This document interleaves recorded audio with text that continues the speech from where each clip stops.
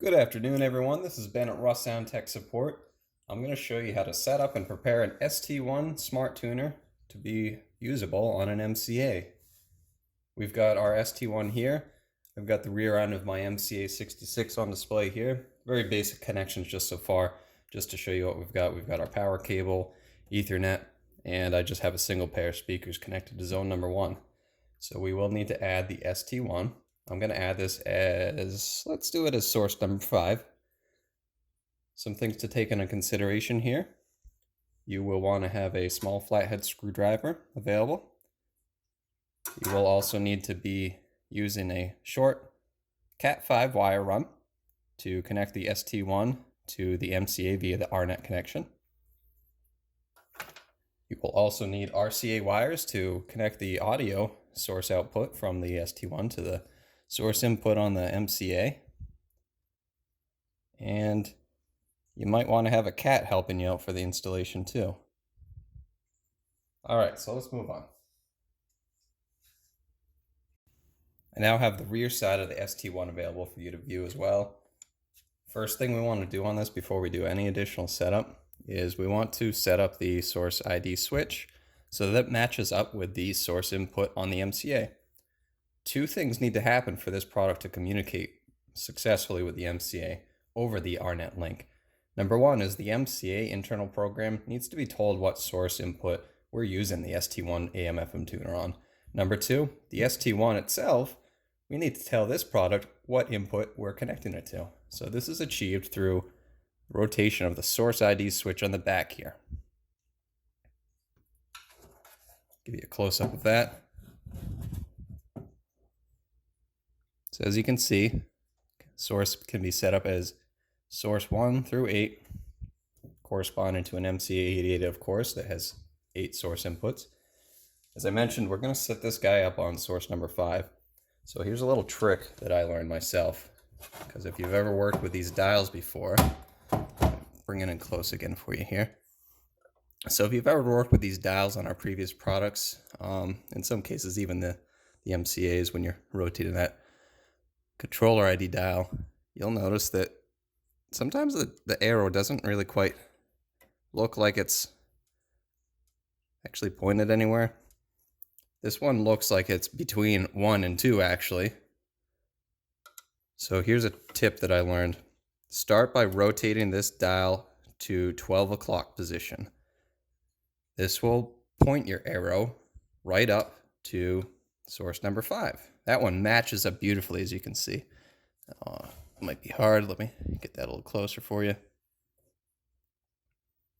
So that one does look like it does square right up with number 5 on there, which is where we want to use it anyways in my example. So that would be fine normally, but if you want to set this up as source 1, source 2, 3, source 6, 7, 8, start with this dial on number 5.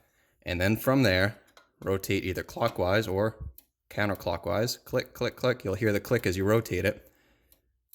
And that'll just give you a good setup so that you know that this dial is in the right position.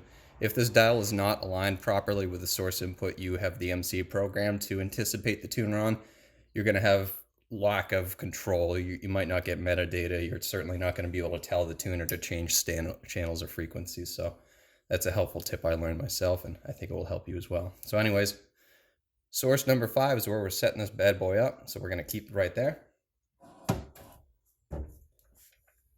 I have my MCA powered down. Make sure that everything is powered down when you're doing this. We need to next connect our RNet link in to out either direction. Doesn't matter which one's out, doesn't matter which one's in, as long as we're going in to out. So we're going to the out RNet link of the MCA. There's the out over here. We're going whoop right up the line here to the in on the ST1. So there's our RNet connection established. Make sure you do this while both products are powered off. Do not hot swap these connections. That will result in some buggy behavior. Next thing we need is RCA wires. Got our stereo RCA cables here. Red for right, white for left. As I mentioned earlier too, just to give you another refresher, we're plugging this into source 5, so these are appropriately being connected to source number 5 RCA input on the back of the MCA. Let's see, what else are we missing? Oh, we need power. So let's go ahead and connect the ST1 with power. Boom, that's in. There's one thing that's missing here that you will obviously need to connect in order to make this work properly. AM/FM actual radio, the antenna. I don't have a radio antenna here, so we're just going to pretend I do. But this is where you would connect that. That's a coax connection. So aside from that, we're ready to go. I can now turn on my tuner. I can turn on my MCA. And I'm going to do a break in the video here so I can show you the change you'll need to make in web config. So let's go check that out in a second. Alright guys, we're back, and now we are looking at the MCA 66 status page within web config. So now that we're logged into the MCA, we need to make sure that the MCA knows what source input we're installing our ST1 tuner to. In order to do this, we want to go to Setup and Source Settings. We've got a few sources already hooked up here: Bluetooth, Streamer, 1, 2, 3, Source 5, and Source 6. So again, we're going to use Source 5 here. The name is completely up to you. We're going to just simply call this AM/FM. That gets the point across. The next thing we need to do, which is part of the successful setup of your tuner, is editing source number 5, or editing whichever source you are going to install the ST1 to. So we're going to edit this source, source number 5. Our device type currently listed as television. That's great if we're using a television, but we're not. We want to select this category here, see all of our available options. We've got quite a few items to choose from, and we just want to find the appropriate one, which is of course labeled ST1 AM/FM tuner. Bingo, that's the guy. Select that, make sure you get your green check mark here. This check mark lets you know that the MCA has said, hey, alright, cool, I approve that change and I have saved it in my system.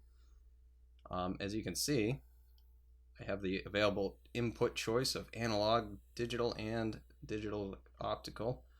I was previously using this input for a digital optical input, but we're not for our tuner. We are using analog RCA. So if you're installing this source to a source that is not source number 5, you won't need to worry about this typically, but make sure that we also select the right type of analog input for this particular product. And that's it. We're good to go. We now have the source labeled AM/FM. We have the device type properly selected for AM/FM tuner. And of course, we already, as I showed you, we set the dial on the back of the tuner so that it matches up with source 5 as well. So let's go check that out again. Alright guys, we're back over here at our ghetto quarantine rig that I have set up in my home. Got our XTS Plus set up here. Let's wake this guy up, come on. Alright, so turn on zone 1.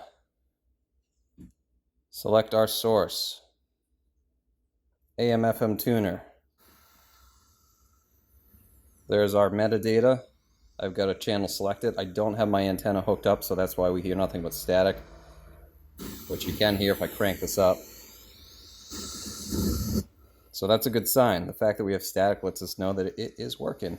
And we can change the channel, the frequency here. Not that it's actually got anything to change because, again, I don't have an antenna hooked up here.